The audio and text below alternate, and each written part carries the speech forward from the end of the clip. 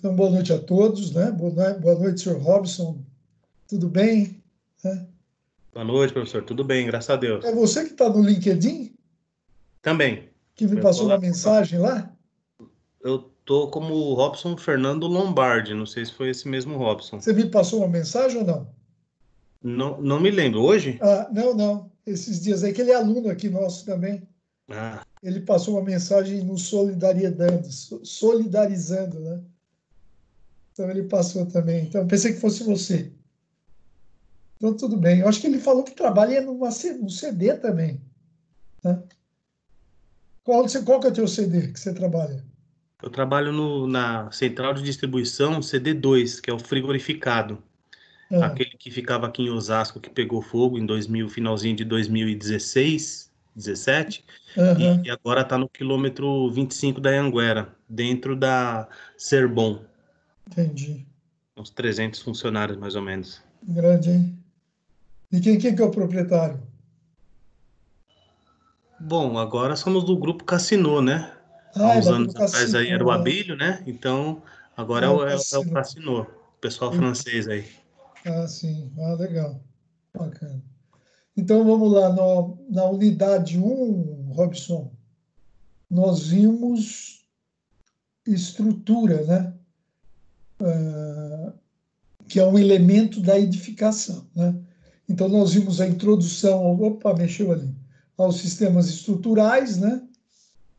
Vamos ver, não consigo, não dá para mexer aqui, ó. Dá para rabiscar. As forças que atuam na estrutura, né? A introdução à concepção estrutural, né? Que é a nossa, que é no nosso caso aqui, né? É o que mais interessa para vocês, arquitetos, essa questão da concepção estrutural, né? Que é o que mais, né, existe de acertos a serem feitos, né? Se bem que eu acho não é a estrutura que vai limitar a criatividade de vocês, né, Robson? Né? Você concorda? Não é você quer fazer um projeto, né? Você quer que ele tenha aquela, você quer que ele tenha aquela volumetria, bom, né? Aí você vai ter que encaixar a estrutura de algum jeito aí. Senão, né? Aliás, como eu digo, né? O que faz a tecnologia avançar é justamente a criatividade. E na área das edificações é justamente a criatividade do arquiteto, né? Que impõe cada vez mais, né, desafios, né, para as tecnologias construtivas. Né? Apesar, a partir do momento que o arquiteto propõe uma volumetria, né, tem que atender, né? O cliente gostou, contratou o arquiteto, tem que dar um jeito. É lógico que existe limites, né, na parte econômica, né? Desde que o cliente esteja apto a suportar, não vai ser isso que vai impedir, né? Senão nós não teríamos grandes obras, aí, não teríamos o MASP, não teriam aqueles prédios imensos, diversas obras por aí que demandaram, né, uma tecnologia imensa aí, né? Então, quais são os materiais, né, que a gente mais usa, né, na parte de estrutura, né? Como nós estamos vendo aí na telinha aí, hein? Vamos conversando aí, Robson. É a rocha, né? Que aquelas construções mais antigas têm, né? A madeira, né? Que a madeira é um caso impressionante, né? A madeira submersa, ela praticamente, a vida útil de uma madeira submersa é infinita, né? Por isso que você vê nos cais de porto, né? Você vê o pier de um pequeno porto é tudo de madeira, né? As estacas lá que suportam o pier de um porto é de madeira, porque a madeira, quando ela está submersa, ela tem uma vida infinita, né? Então, daí nós temos as rochas, né? Muito utilizada, a madeira, o aço e o concreto, né? O aço e o concreto, que é o material hoje em dia mais utilizado mundialmente, é o concreto, né? Na construção. E daí nós temos aqui, né, algumas imagens, né, que estão na nossa apostila, né? Estrutura de aço lá de Beijing, né? O estádio das Olimpíadas, né? Que é uma estrutura metálica em aço, né? Deixa eu botar aqui o tamanho normal aqui. Senão fica muito...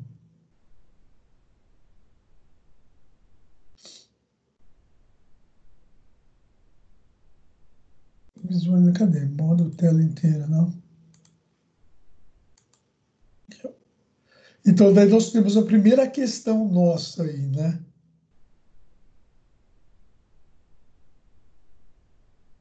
Que diz sobre, né, as estruturas, ó.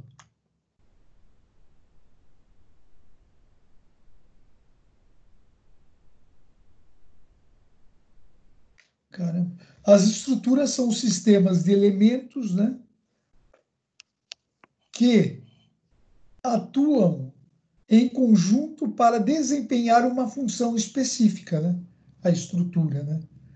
No caso das construções, esse conjunto de elementos atua como suporte e tem como função transmitir as cargas oriundas da própria estrutura até a sua utilização, até o solo, né? Quem suporta tudo é o solo, né? Não é a fundação. Quem suporta é o solo. A fundação ela só faz a transição dos esforços para que o solo suporte, né? Atualmente, o método construtivo mais utilizado é o concreto armado. Quais são os elementos estruturais que compõem uma edificação em concreto armado? Assinale a alternativa correta, né? Que contém, né? Qual que seria aqui? Solos, vigas, pilares, né? Então é melhor falar a resposta porque a gente vai ter que fazer a apostila toda, né? Então a resposta certa seria a fundação, que é em concreto armado, os pilares, né? Concreto armado, o telhado, né? E telhas de concreto. Não, espera aí, tem alguma coisa errada.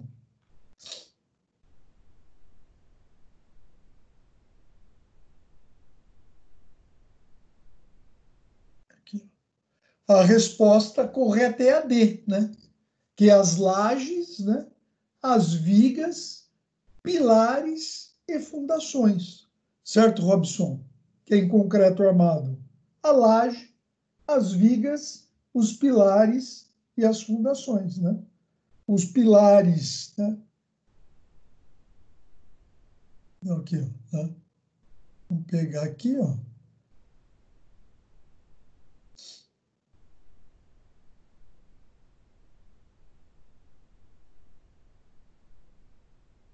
Aqui tem que abrir aqui, ó. Arquitetura, sistemas estruturais 1, nova página, né? Que é o pilar, né? Que é o elemento vertical, né? Pilares, né? Tem as fundações, lógico, aqui embaixo. Pilar, viga e laje, né? Então, são os elementos que são em concreto armado aqui, né? Fundação, lajes, vigas, pilares e fundações, né? Segunda questão. A pozolana é um material originalmente derivado de rochas vulcânicas que possui sílica reativa. Os cimentos que contêm material pozolânico apresentam características de menor permeabilidade, né? E não tendem a perder a resistência pelo contato com a água ao longo da sua vida útil, né? Por esse motivo, sua aplicação indicada para ambientes úmidos, né? Qual foi a primeira civilização, né? Eu vou tirar desse coisa que eu não consigo riscar. Vamos lá. Caiu minha caneta.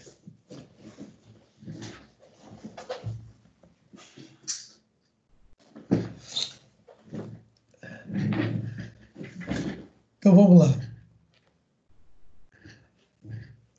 Qual foi o material, né?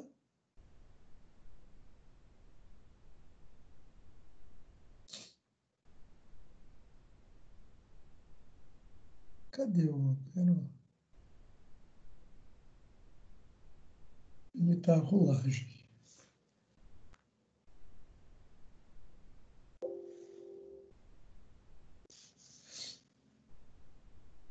Vamos lá. Usado, eu conseguia desenhar aqui.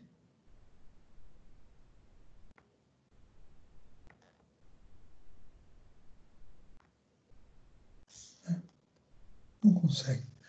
Qual foi o material? A pozolana, né? Então, os cimentos que contêm material pozolânico apresentam características de menor permeabilidade e não tendem a perder a resistência pelo contato com a água ao longo da sua vida útil. Por esse motivo, sua aplicação é indicada para ambientes úmidos, né? Então, qual foi a primeira civilização a utilizar pozolana nas edificações, né? Foi a alternativa B, né? O primeiro povo, né, que utilizara a pozolana, né, como material de construção civil foi a civilização romana, né? Que inclusive porque a pozolana ela é originada de rochas vulcânicas, né? E lá nós temos na Itália o Vesúvio. Então eles pegavam, né? Próximo ao Monte do Vesúvio, né? O vulcão, pegava aquela pozolana e utilizava para fazer obra na hora que eles misturavam com a água, né? Então, uma parte do cimento é esse material pozolânico aí. Então, vamos lá, terceira questão. Nas últimas décadas, né, o desenvolvimento de materiais de construção civil evoluiu bastante. E o concreto passou a ser mais estudado e aplicado em sistemas estruturais. Atualmente, o concreto é o material mais utilizado na construção civil e, por isso, o conhecimento das suas características é fundamental, né? Então, vamos lá. Sobre as características do concreto, leia as afirmativas e assinale a alternativa correta. 1. Material com baixa durabilidade, né? Isso não é verdade, certo? Material com baixa porosidade, né? É um material com baixa porosidade, né? Estamos falando do concreto, tá?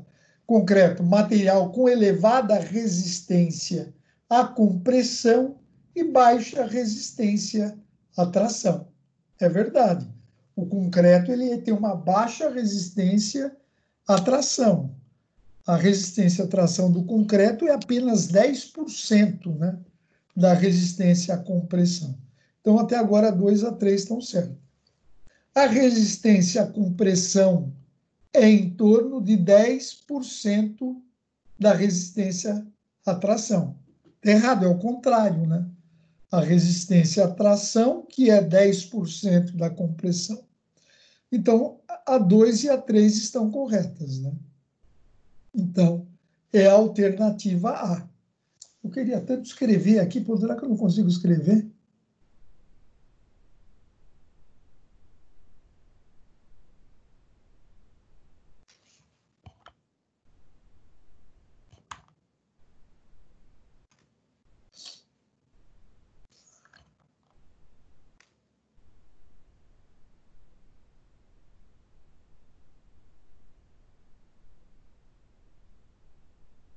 Engraçado.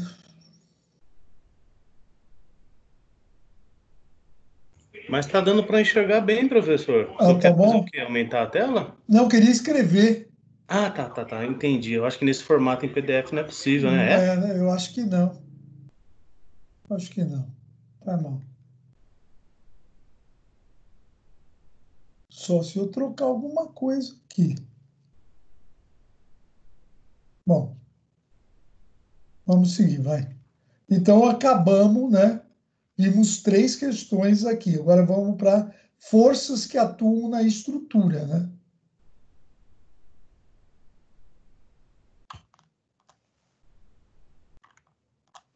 Vamos lá para as questões, né? Lembrando que força é massa vezes aceleração, né?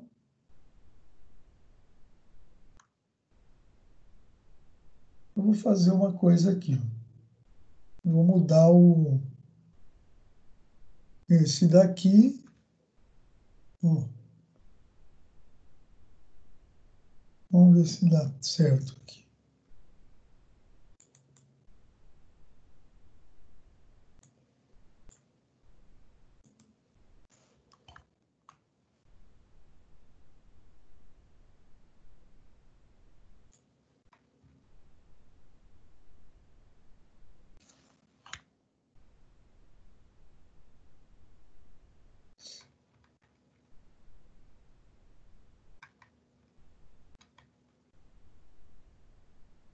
Nós já vimos, agora estamos aqui.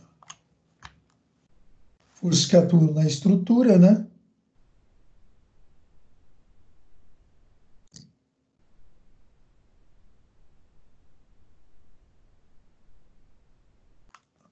Um,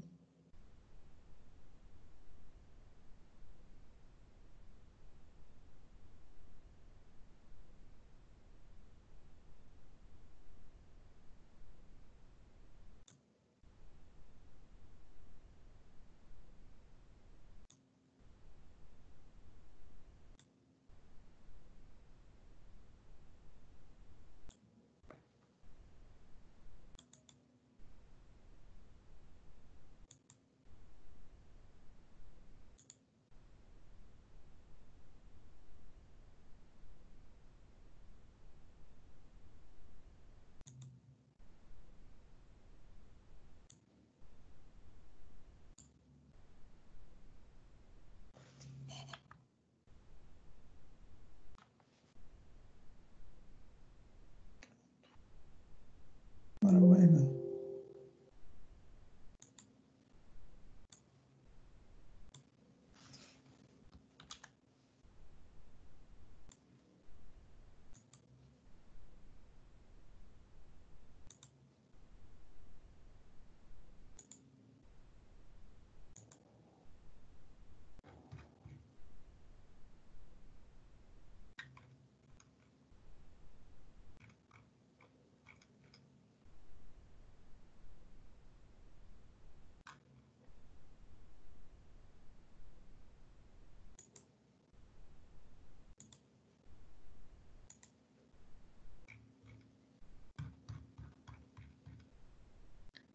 Só meu negócio. Que doido. Ah, tá aqui, ó. Então, vamos lá. Forças que agem na estrutura, né? Então, a gente viu lá, né? Esse daqui dá para escrever aqui, ó. Show de bola.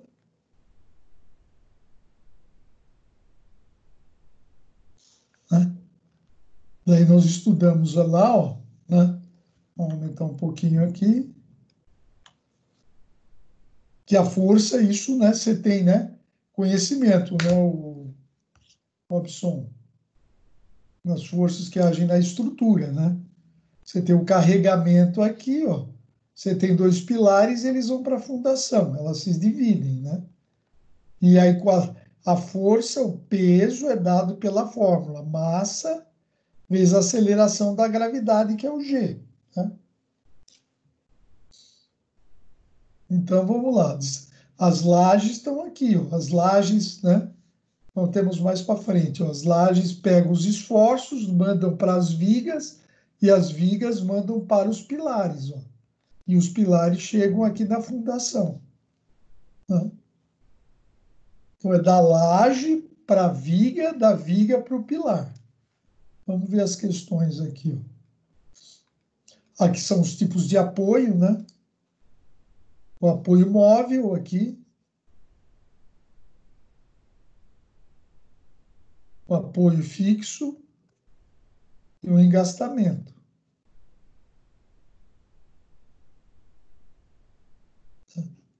Esse impede só o movimento na vertical. Não, ele segura na vertical. O fixo impede o movimento na vertical e na horizontal, mas ele permite né, esse giro da viga aqui, ó, né? A viga se deforma assim aqui, ó. Enquanto que no engaste, ele não permite esse giro, ó. A viga só se deforma assim, ó. Porque aqui tem um momento que é aplicado, né? Na viga aqui, ó. Você tem uma viga engastada, a deformação dela só é assim, ó. Enquanto que se fosse esse apoio aqui, ó, a deformação dele seria assim, ó, diferente. Né?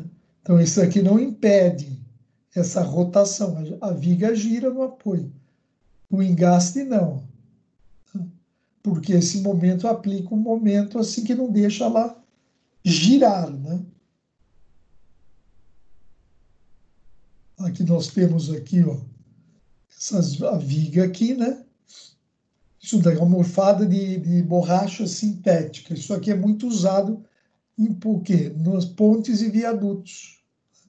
Nas pontes e viadutos, os apoios são de borracha neoprene, né?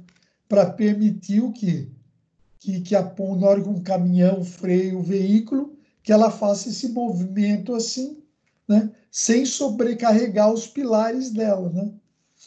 Acho que deve ter falado disso aqui, ó, né? Então, aqui permite esse deslocamento né, da viga, sim, esse apoio aqui. Que, na verdade, na ponte é um neoprene fretado, né? Uma parte é neoprene, vem uma chapa de aço, daí vem neoprene e vem outra chapa de aço. Né? E daí tem os pilares e aqui tem a mesa da ponte, né? Porque essa borracha ela permite que haja essa movimentação, né? Se não fizer a movimentação, na hora que esse material estiver carregado, né, ou até pela temperatura, numa dilatação, ele vai aumentar de tamanho, e como está aqui solidário, o que ele vai fazer? Deformar esses pilares aqui e vai ocasionar rachaduras aqui. Né? Aqui é o apoio móvel, ele permite que a estrutura faça esse movimento aqui, ó, esse roletinho aqui, né? Daqui, se tiver fixo, ó, né, não conseguir se movimentar ou pela temperatura ou pelo carregamento, não, ele vai ficar abaulado para cima, né? Então, vamos ver lá.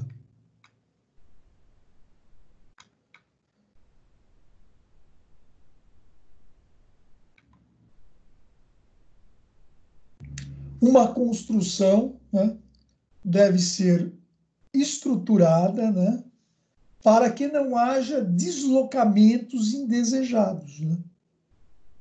Lógico que a gente vai fazer, você vai fazer um projeto para que você tenha um conforto visual, como também uma estabilidade estrutural, porque às vezes não entra em colapso a estrutura, mas ela fica tão deformada que ela causa uma percepção de desconforto ao usuário. Então, esses deslocamentos, as deformações, têm que ser analisadas também, né?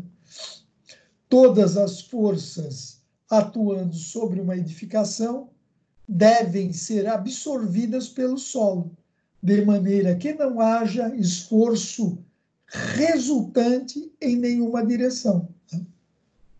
Não pode ter nenhuma força agindo, né? Senão ela vai estar tendendo a deformar a estrutura, né? Uma estrutura em condições mínimas de estabilidade, ou seja, quando a somatório das forças verticais, forças horizontais e momentos é igual a zero é chamada de, né, né, estrutura isostática, né? Quando a somatória das todas as forças na estrutura, na direção, vamos colocar vertical aqui, não x, né? Vertical igual a zero. Se a somatória das forças na horizontal for igual a zero, e a somatória dos momentos, né? Que é momento, a força vezes, for igual a zero, nós temos o quê? Uma estrutura isostática.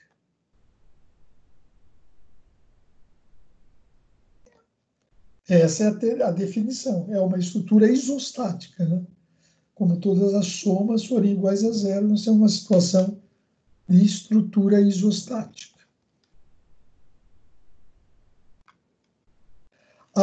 Segundo exercício, né? Vamos para o segundo. As cargas podem ser classificadas, né, de diferentes maneiras, né? No que tange a sua geometria, podem ser feitas 3 classificações. Se a carga estiver localizada sobre um ponto, ela é denominada carga pontual, né? Se a distribuição da força for sobre uma linha, né? Por exemplo, uma parede, né? Uma parede de alvenaria, uma parede de gesso, cadê onde eu parei? Ela é linear, né? Se ela for sobre uma linha, né? Se for feito sobre uma área, é uma carga superficial. Assinale a alternativa que apresenta um exemplo de carga pontual, 2 é um de carga pontual, 2 de carga distribuída, linear, e um com carga distribuída superficial atuando sobre uma laje, respectivamente, né? Então, vamos ver. Rebaixamento de teto em gesso. Pia. Piso. Tem que ser na sequência, né? Carga pontual. Já não é carga pontual, rebaixamento de teto em gesso, né? O rebaixamento do teto, você sabe que é aquele rebaixamento, só que ele é comprimento, ele é linear, não é pontual, né? Lustre é pontual. Vaso sanitário não é linear, então não é também isso aqui, né? O vaso sanitário é linear, né? Pia, lustre, não, já não é distribuído o lustre. Rebaixamento de teto já não é pontual. O lustre é um carregamento pontual. A parede de gesso, né? Uma parede de gesso sobre uma viga é um carregamento linear. A parede em alvenaria também é um carregamento linear. E o piso cerâmico é um carregamento superficial. Então, a resposta certa é a E. E a câmera está meio falhando aí.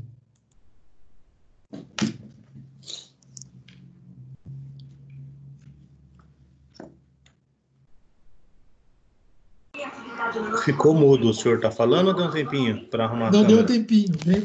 Peraí.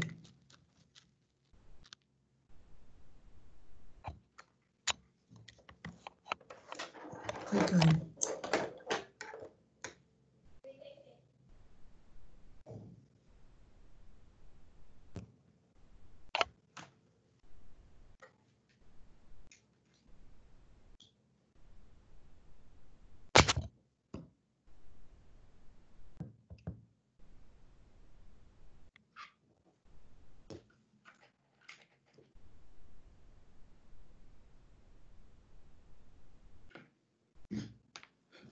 Vamos ver se volta aí. Ixi, cortou tudo aqui, hein? Cortou aí de novo, né, na área.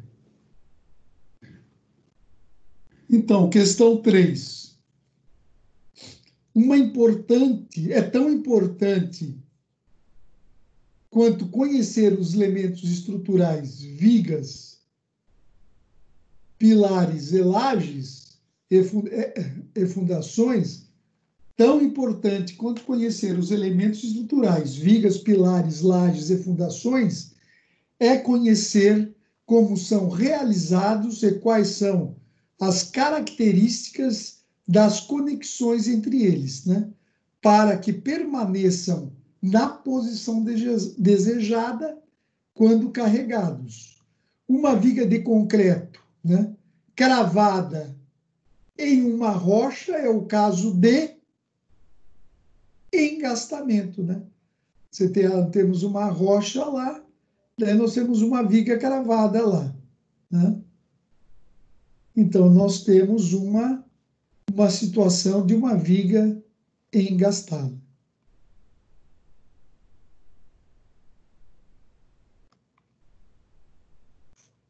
Né? Ok. Então, agora vamos à introdução, né, à concepção estrutural. Né? Aqui está falando justamente do que nós dissemos, né? Você tem a deformação da viga aqui, né? Você tem um carregamento na sua viga aqui, ó, né? Como é que ela faz aqui embaixo? Ela sofre tração.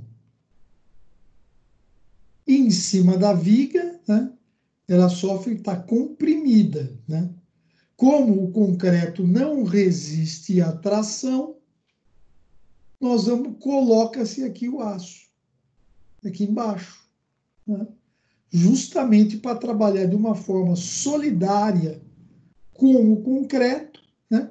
E resistindo à tração, visto que o concreto não resiste à tração. Por isso que é o concreto armado, né? E aqui você vê a deformação aqui, ó, né? Aí a gente sempre faz uma análise das flechas, das deformações, né? Porque às vezes a viga não entra em colapso, né? Mas ela fica visualmente trazendo uma percepção muito ruim, né? Então, daí nós temos os diagramas de força cortante, né? Que você tem uma viga lá, a força cortante são os esforços verticais que acontecem na viga, né? Essas são, né, os esforços cortantes aqui. E o momento fletor é aquela flexão que acontece, né, na viga, né? Aquela deflexão que acontece na viga, né? Dessa forma, assim, o momento fletor, né? Essa deformação, essa flexão que vai acabar gerando aqui embaixo a tração e a compressão na parte de cima. E lembrando sempre, né? O que é o momento? Né? É a força vezes a distância. Né?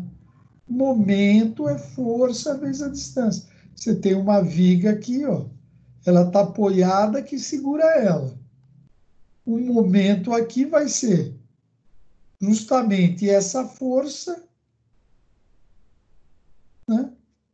O momento vai ser esta força aqui, F, vezes essa distância D. F vezes a distância D. Esse é o momento, né? São que a gente traça os gráficos de momento fletor. Aqui tem a padronização, né? Uma padronização de forças, né? Forças para cima é positiva, né? Para o lado direito é positivo também. E o momento fletor aqui ele fala que é positivo no sentido anti-horário, né?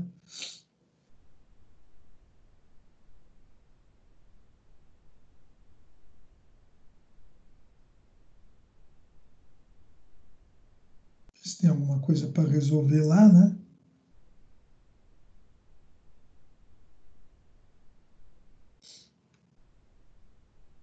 Vamos direto para a nossa questão lá.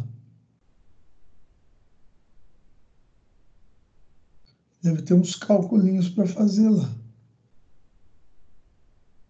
Então, lembrando, ó, o deslocamento limite, para o caso de vigas, é o comprimento dividido por 250, né? Você tem lá um vão, aqui ele está exemplificando. Você tem uma viga aqui, que ela está apoiada aqui, ó.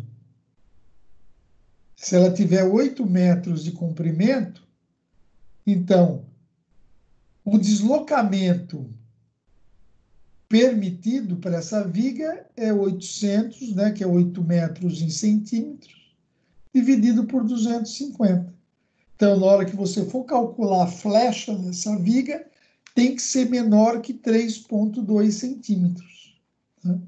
Quer dizer, em 8 metros, ela vai ter aqui uma deformação máxima no meio, admissível, né, de 3,2 centímetros. Pega o vão da viga em centímetros dividido por 50, né? Agora, se der mais que esse valor, né, não é um deslocamento permitido pela norma.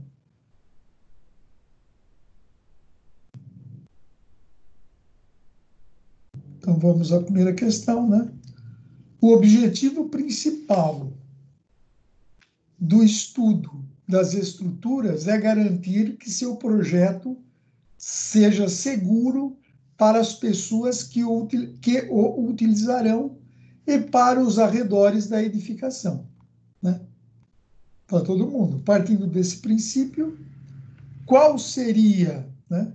Partindo desse princípio, qual seria,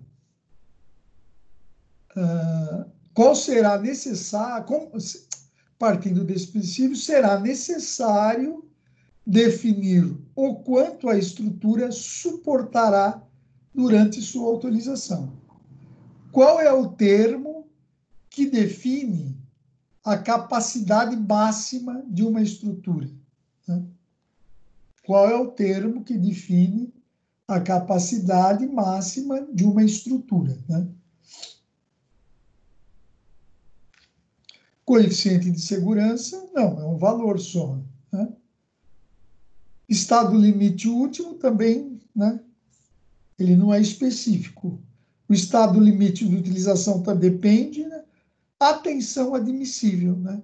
Então, a tensão admissível do material, né? Ele define, né, a capacidade máxima de carga, né? A capacidade máxima de carga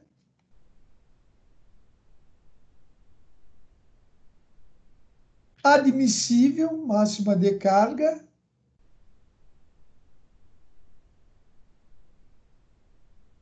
admissível para uma estrutura, né? E essa informação é obtida através de ensaios, né? Através de ensaios, né, feitos em laboratório, né? Capacidade de carga admissível pelaquela estrutura, né? E daí nós temos a tensão admissível do material, que é determinado, né, em laboratório, né? Daí a gente pode usar, vamos usar o coeficiente de segurança, né, para, em cima do coeficiente de segurança, a gente vai determinar a tensão de ruptura, né? Mas tudo parte da tensão admissível.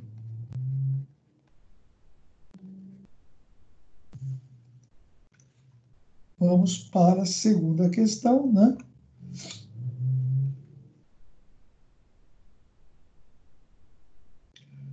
Os diagramas de força cortante e momento fletor nos auxiliam, né? Força cortante e momento fletor nos auxiliam a identificar os pontos críticos de cargas em uma estrutura. A partir da análise desses diagramas, é possível definir qual material deverá ser utilizado para suportar as cargas e até mesmo se serão necessárias modificações para que a estrutura suporte as cargas de projeto. Observando o carregamento e o diagrama, né, de força cortante mostrado na figura aqui embaixo, assinale a alternativa que apresenta o ponto em que o momento fletor terá o seu maior valor. Né? Apresente o ponto, né, que a estrutura terá. Como é que assinale que apresenta o ponto em que a estrutura terá o seu maior valor de momento fletor, né? Então, certo? Se bem que aqui está errado, né? Aqui, ó, esse ponto B ele não está aqui, ó. Esse ponto B ele tem que estar aqui, ó, né? Por quê? Porque o momento fletor é máximo aonde a cortante é zero. Né? O momento fletor é máximo quando a força cortante for igual a zero. Então, como a cortante cruza em zero aqui, então a resposta é o ponto B.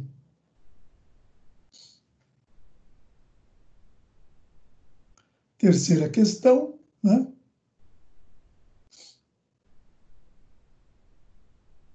O objetivo de uma estrutura é transferir todo o peso para o solo, né?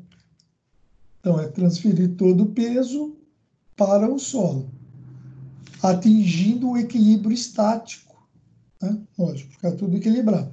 Quando se tem uma carga sobre uma viga, a posição dessa carga vai interferir na reação de cada apoio, pois quanto mais perto do apoio, maior será a sua reação. Supondo que uma carga de 10 quilonewtons, conforme essa figura aqui,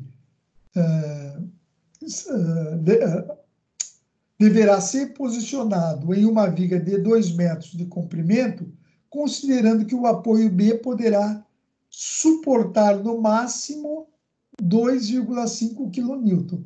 Qual é a menor distância desse apoio em que a carga poderá ser posicionada? Tcharam, né? Temos que fazer as contas aí, né?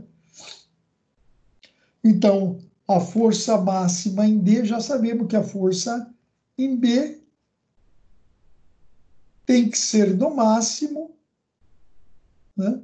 A força em B, como é que ele chamou? Em B ali é a força em B vertical, né? Tem que ser no máximo 2,5 quilonewtons.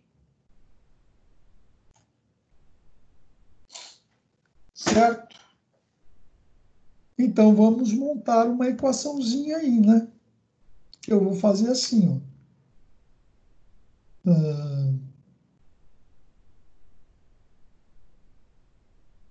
Vamos lá. Bom, se aqui é 2,5, né, nós sabemos que se somar, né, FA vertical mais FB vertical tem que dar 10, né? Essas duas forças que agem aqui na vertical tem que equilibrar com essa 10 aqui. Então, se eu sei que o 10, que o B é 2,5, então o FA vertical vai ter que ser 10, né? Passa para lá o 2,5 menos 2,5. Então, nós sabemos que FA vertical passa a ser igual a 7,5 quilonewtons. Certo? E daí nós sabemos, podemos fazer aquela equaçãozinha, né? Que FVA vai ser igual a 10 vezes D dividido por 2. Né? Então, vou substituir 2,5 vezes 2 dividido por 10 igual a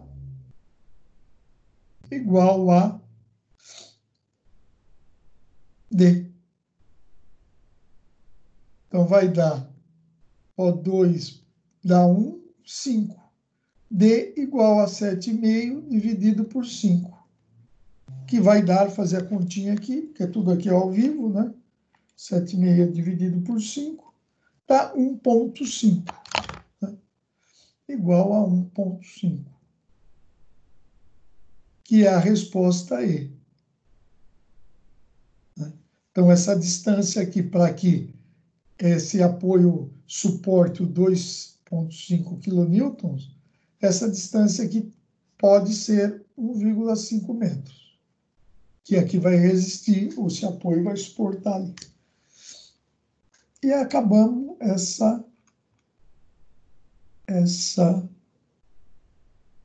acabamos a unidade 1, vamos para a unidade 2. Né?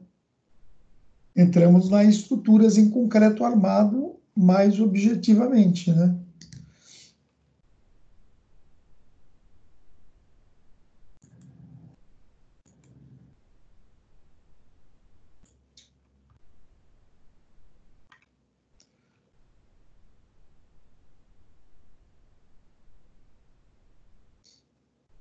São os elementos que compõem o concreto, né?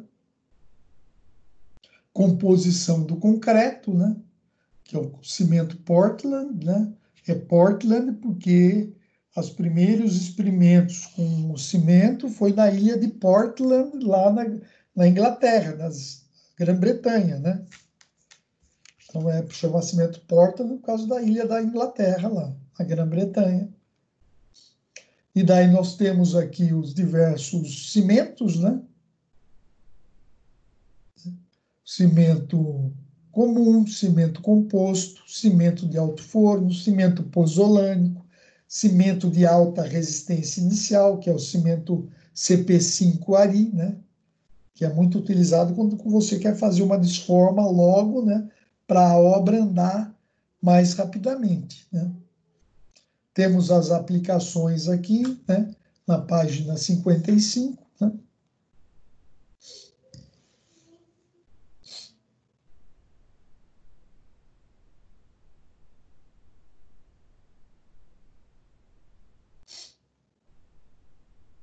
E vamos já mostrar um pouquinho aqui a classificação dos agregados, né?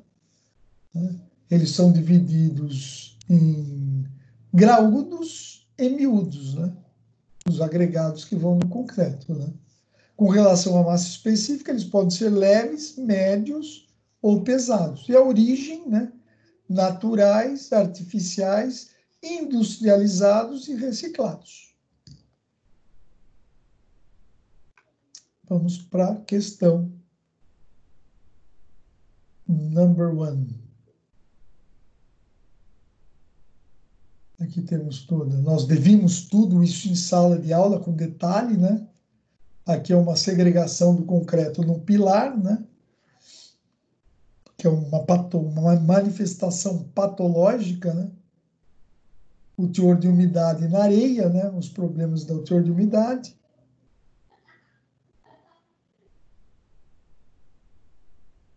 E vamos aqui. Né? O concreto é o material mais utilizado na construção civil. Desde o seu desenvolvimento, ele é usado na construção de pontes, edifícios e rodovias, bem como em diversos sistemas estruturais. Seus componentes essenciais são de fácil acesso no mercado e podem interferir nas características e do desempenho do concreto. Assinale a alternativa que contém os componentes essenciais do concreto.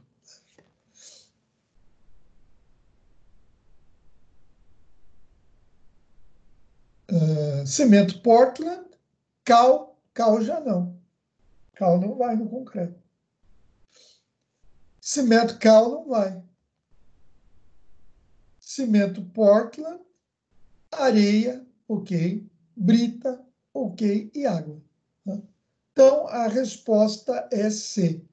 No concreto vai cimento, areia, brita e nunca se esqueçam da água.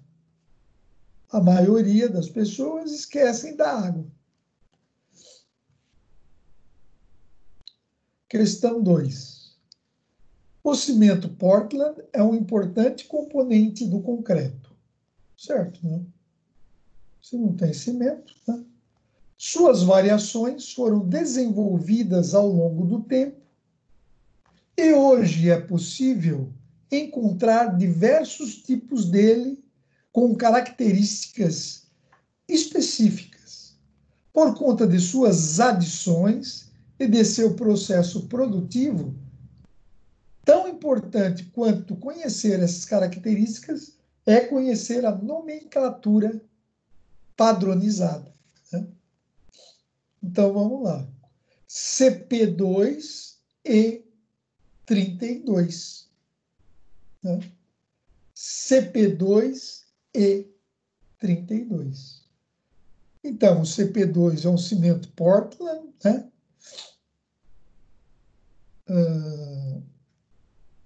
O E é composto por escória, né? Então, vamos lá. Cimento, então, pode ser um desses daqui, né? Aqui, esse não é, porque a adição de pozolana é com escória, então é provavelmente, né? Pode ser esse ou esse. Não, a escória de alto forno, né? Com adição de escória. E classe de resistência 32, certo? Né? O E32, classe de resistência 32 megapascal, né? Porque ele não tem, né? A porcento do E32, ele não tem 50%, né, de adição. Né? Então, aqui não é. Então, é AD. Aí é olhar uma tabela mesmo. Não dá para saber de cor. Tem que olhar a tabela e ver que o CPE, o E é escória de alto forno, classe de resistência 32, só que não é com 50% de adição de escória. Então, a resposta é D. Assim como o cimento, os agregados, né, também são materiais essenciais, os agregados, né, para a elaboração de um concreto. As variações de suas características implicam em diferentes utilizações, sendo que para cada característica de concreto desejado, recomenda-se o uso de determinados agregados. Né? Sobre os agregados utilizados em concretos, né, assinale a alternativa correta. Os agregados têm sua forma e volume definidos pela norma. Não é verdade, não tem. Quanto à origem, os agregados podem ser classificados como naturais ou artificiais, né? Não, eles podem ser também reciclados, né? Ou industrializados. Então, essa não é. Os agregados têm alto custo por unidade de massa, né? Se comparado ao custo do cimento. Também não é. O cimento é muito mais caro. Né? Aliás, a gente põe o agregado no concreto justamente para diminuir a quantidade de cimento. Senão ficaria inviável, né? O agregado é um material de resistência à compressão até superior ao do cimento. D. As reações químicas dos agregados com a água, as reações químicas dos agregados com a água são essenciais para não é.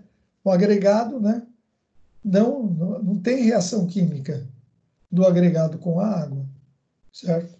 É com o cimento, né? Agregados com grãos de diversos tamanhos podem contribuir na diminuição da porosidade do concreto. Isso é verdade. Por que é verdade? Porque quando você tem, olha, agregado é brita, né? Você tem a brita toda do mesmo tamanho, ó. O que acontece, ó? Não tem um encaixe, né? Ó. é tudo mesmo, não encaixa. Enquanto se você tem de diversos tamanhos, as menores vão se encaixando nos lugares menores, né? E vai diminuindo a porosidade, né? Por isso que tem que ter a brita, né? Tem que ter diversos tamanhos, justamente para um preencher os. Né? Senão fica feio. Por exemplo, pega essas 3 a 4 aqui, ó, fecha aqui e já ficou vazio. Se tivesse o pequeno, ele estaria completando aqui. Então, a resposta aqui é aí. Vamos para a seção 2.2. Não, seção 2.2, né? É.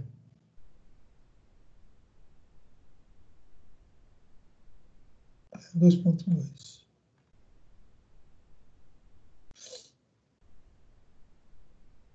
Caramba. Dar o seguimento que nós vimos as propriedades do concreto, né? Na 2.2. Nós falamos do traço, né? Do concreto, que é aquela relação aqui, ó, que dá a relação da quantidade de cimento com a quantidade do agregado miúdo e com a quantidade do agregado graúdo, né? É o menor para o maior.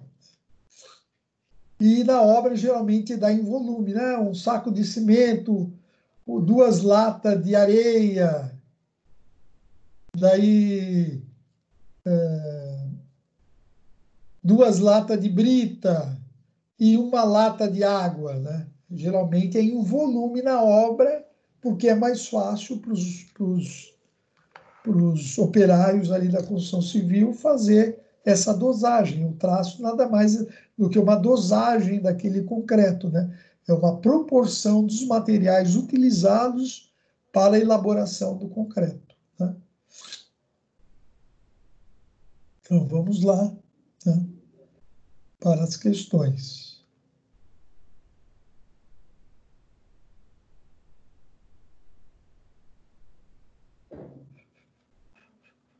Aqui. Em obras, né? Em obras que utilizam grandes quantidades de concreto, né? Não, não é aqui não. É isso que acho que é aqui sim. É. Em obras que utilizam grandes quantidades de concreto, né? Se opta por sua produção em uma concreteira e posterior transporte até o local da obra. Adquirir concreto de uma empresa especializada garante maior, obviamente, controle tecnológico e da qualidade, né? Ele é feito numa fábrica, não é feito na obra, né? Então, nós temos maior controle tecnológico e qualidade do concreto se ele for usinado, né? Vier de uma usina, né, de concreto, né? Ou de uma concreteira, como estava falando aí. Além de acelerar a execução da obra, é importante, porém, que alguns cuidados sejam tomados no recebimento, né?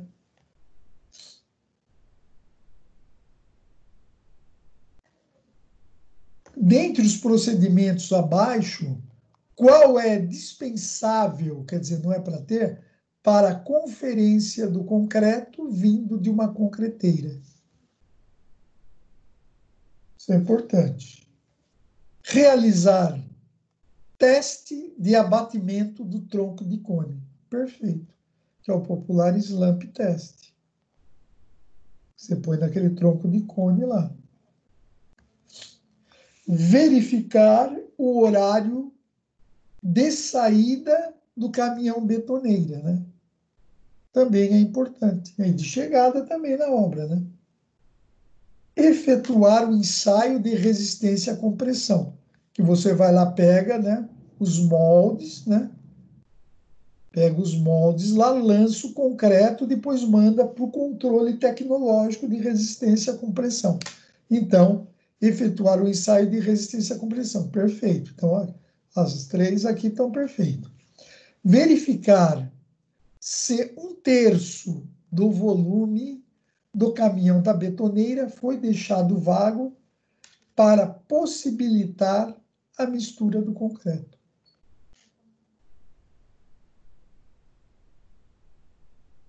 Não é, isso está errado. Não é necessário ver isso, que o concreto já vem pronto, né? Não precisa deixar nada. E verificar a dimensão máxima que está escrito no projeto do agregado graúdo. Isso você tem que verificar. Por quê? Porque você tem lá a tua forma.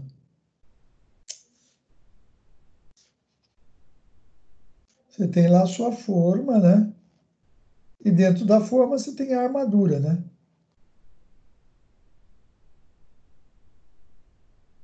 Tá lá a armadura. E daí você vai na tua forma aqui, você vai lançar o concreto. Se ele tiver um agregado graúdo, que é o grande, muito fora do que especifica o traço, né, com o projeto, ele pode parar aqui, ó, e fechar esse espaço entre essas duas armaduras e o concreto não chegar nessa região aqui e ficar tudo preenchido aqui, ó, e aqui ficar um vazio. Então, você tem que ver lá na nota, verificar lá se a dimensão máxima que a concreteira usou do agregado graúdo está dentro, né? Para justamente não acontecer esses vazios aqui na hora da concretagem. Questão 2, né? Ao se trabalhar, né? Questão 2, né? Ao se trabalhar com concreto, é muito importante saber a nomenclatura correta de propriedades e fenômenos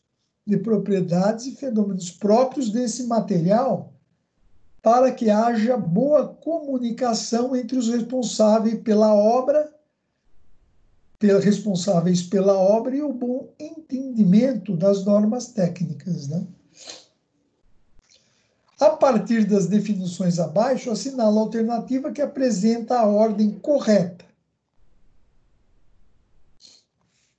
né? A ordem correta dos termos correspondentes. Ah, tá. Afloramento de água na superfície concretada. Perda de homogeneidade do concreto. Esforço exigido para manipular o concreto. Capacidade de se contrapor à aplicação de uma tensão sem se romper. Hidratação e endurecimento do concreto, né? Então, vamos ver lá qual que seria. Afloramento da água na superfície. Isso é chamado de exudação.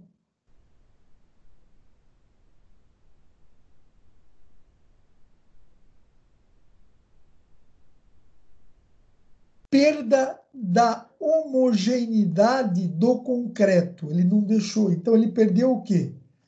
A trabalhabilidade.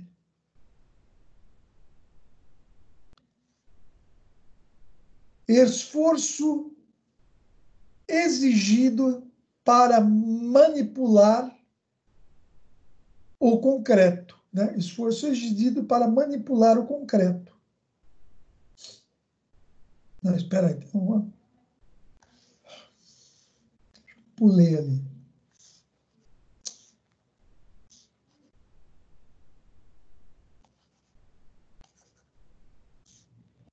Vamos lá. Afloramento da água é exudação. Perda de homogeneidade, o que é? Aquela segregação, né? O que é perder a homogeneidade? Se, por exemplo, ele foi lá e vibrou muito o concreto, as pedras foram tudo parar no fundo e aqui em cima ficou só a nata de cimento sozinha. Isso é a segregação, né? Que é a perda de homogeneidade do concreto, né? Aí sim, ó, esforço exigido para é a trabalhabilidade. Isso é a trabalhabilidade. Capacidade de se contrapor à aplicação, né? Ele resiste, né? Então aqui deu uma tensão sem se romper. É a resistência.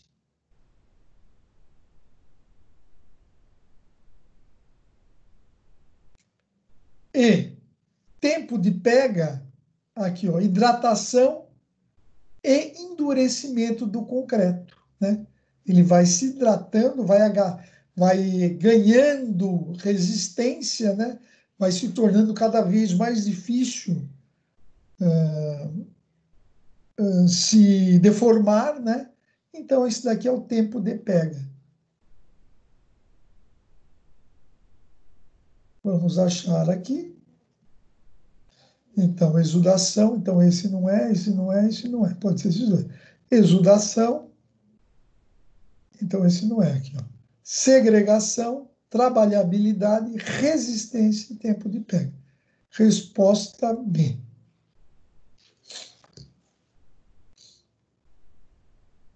Né? A definição do traço do concreto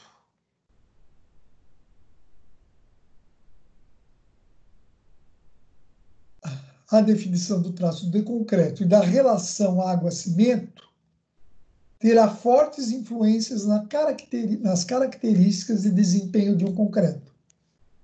A nomenclatura é padronizada e serve de referência para solicitar um concreto, lógico, a concreteira, né? Você pede o traço para a concreteira, bem como para elaborar o concreto em uma obra, né? Na obra, na concreteira, tem que ter o traço. Considere que a densidade do cimento no saco é 13.390 e que uma lata tem volume de 18 litros, que geralmente tem mesmo, né? Em um concreto, né, com traço 1, 2, 3, com relação de água-cimento 0,5, em que se utiliza 2 sacos de 50 quilos de cimento, aproximadamente é possível dizer que serão utilizados, né? Então, vamos lá. Então, qual que é o traço que ele falou? 1, 2, 3. Né? Então, você tem aqui, né,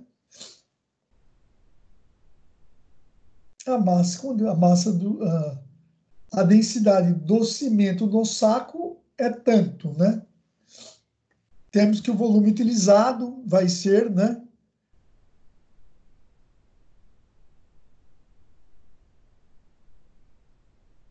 a relação água-cimento, né, é 0,5. Fazendo aí uma regra de 3, né, um traço 1, 2 para 3, né? Temos que o volume que nós iremos utilizar são 2 sacos de cimento, né?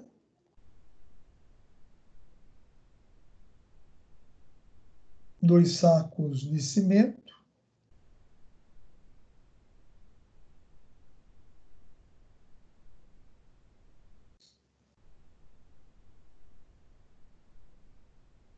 De 50 quilos, né? Então, são 100, né? 100 quilos.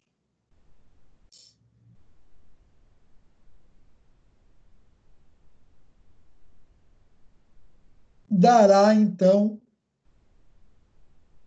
0,071 metros cúbicos, que corresponde a 71 litros, né? E na hora que a gente faz, né, a gente chega em 8 latas de 8 latas de areia e 12 de brita, que é a resposta E.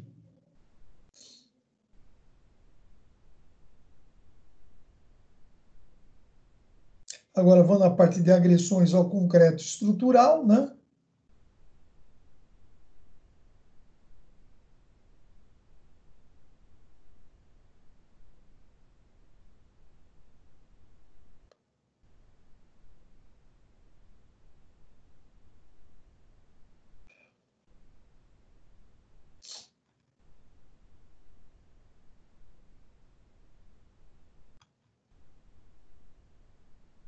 Aqui, ó.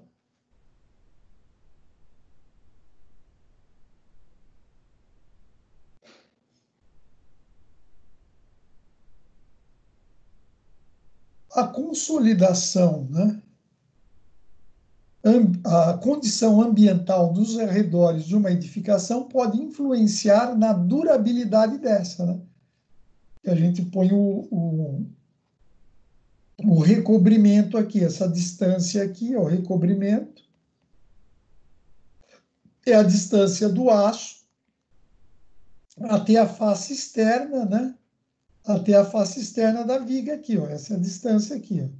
Isso é em função da condição ambiental, né? Da condição ambiental nos arredores de uma edificação.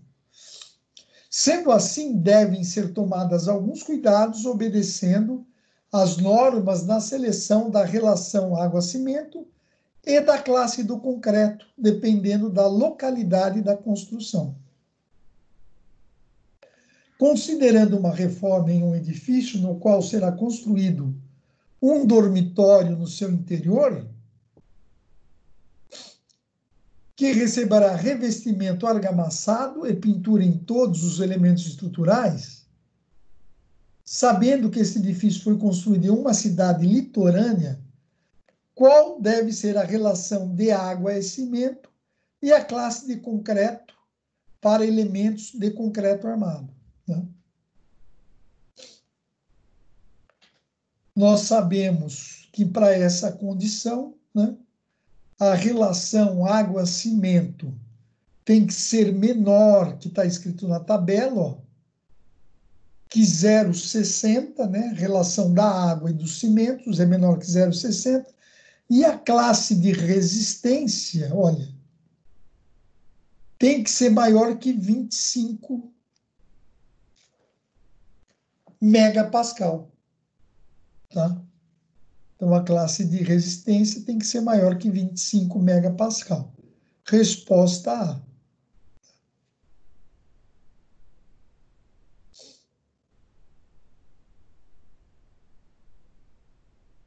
O tipo de ambiente também vai influenciar no projeto da armadura, né?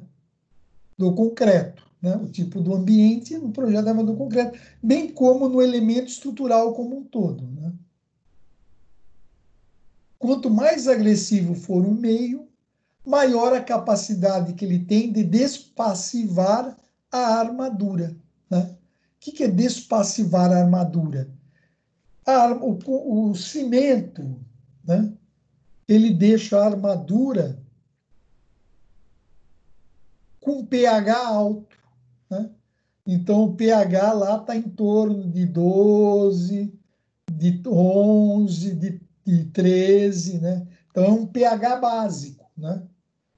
Quando ocorre a despassivação, né? Quando ocorre a despassivação da armadura, quer dizer que o pH diminuiu, ficou em torno de 7, de 8, quer dizer, perdeu aquela proteção contra ataques ácidos, né? Então, pode acontecer algum tipo de problema quando alguns elementos podem despassivar a armadura, como a presença de CO2, né? Em uma construção rural, na qual se deseja utilizar concreto armado para suportar uma tubulação que leve esgoto da casa para uma fossa, qual deverá ser o seu cobrimento, né? Seu cobrimento nominal da armadura para as vigas e pilares, respectivamente, assinale a alternativa correta, considerando que os pilares terão contato direto com o solo. Então, aí, né, a gente tem que ir naquela tabela lá, né? Tem uma tabela, né, que ele dá, né, esse valor, né? Só que ele fala o que é, que é construção rural. Ele fala que é uma construção rural. Então, construção rural é o índice mais baixo, de menos agressividade no ambiente. Então, é o índice 1, né? Então, o recobrimento, olhando a tabela da norma ABNT, que é rural, ele diz que é de 25 milímetros o recobrimento da armadura a 30 milímetros. Então, é resposta A. Vamos dar a seguinte, vamos para a próxima. Ó. O concreto pode sofrer diversas agressões que causam sua deterioração, assim como o aço no caso do concreto armado. Essas deteriorações podem ser de origem físico-química, quando elementos químicos reagem fisicamente com a estrutura, né? Ou de origem química, quando esses elementos reagem quimicamente com os componentes do concreto. Sobre os mecanismos, né, de deterioração do concreto, né, sobre os mecanismos de deterioração do concreto, avalie as informações abaixo. A erosão por cavitação, né, que é aquele, né, se tem um concreto, começa a arrancar, né, a água começa a correr com alta velocidade, tem a pressão de vapor aqui, a velocidade da água diminui a pressão, forma-se bolhas de vapor, que daí, de repente, eles sobe a pressão, eles dão um tipo de uma pedradas aqui no concreto, arrancando, acontece muito em rodovias isso, né? A erosão por cavitação é o desgaste superficial do concreto causado pelo atrito repetitivo com materiais sólidos. Não é. É com a água, a velocidade da água, né? Eu acabei de falar aqui, né? É o arrancamento pela velocidade da água escorrendo. Essa velocidade diminui a pressão aqui atmosférica, diminui a pressão atmosférica, a água evapora, né? E daí, quando ela evapora, ela volta à atmosfera normal, ela cai, vira como uma pedrada aqui, arrancando pedaços do concreto. Então, é essa erosão. Então, essa aqui não é. Em águas subterrâneas, o composto cálcio existente no concreto podem ser transformais em sais do ácido agressor. Verdade. Né? Pode compor o carbonato de cálcio, né? Então, essa está certo. O fraturamento por congelamento da água ocorre pela diminuição do volume da água quando congelada, fazendo com que haja vazios no interior do concreto, causando sua fratura. Não é verdade, porque a água, quando congela, ela aumenta o volume. A água, quando congela, por isso que estoura na geladeira quando a gente esquece a Coca-Cola no freezer, né? A água congela e ela aumenta o volume. Então, aqui está errado, né? Para prevenir a lixiviação é aquele carregamento, né, pelas fissuras do concreto, a água carrega, né? Carrega os componentes do concreto, do cimento lá dentro e fica aquelas manchas brancas externas. Para prevenir a lixiviação, deve-se restringir a fissuração, evitando a infiltração de água. Perfeito. Então, isso está perfeito, está perfeito.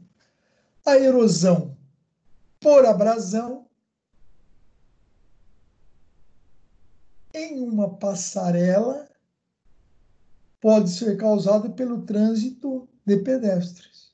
Sim, abrasão. Muita gente passando do mesmo caminho. Então, está certo a 2, a 4 e a 5. Então, a resposta é a resposta D.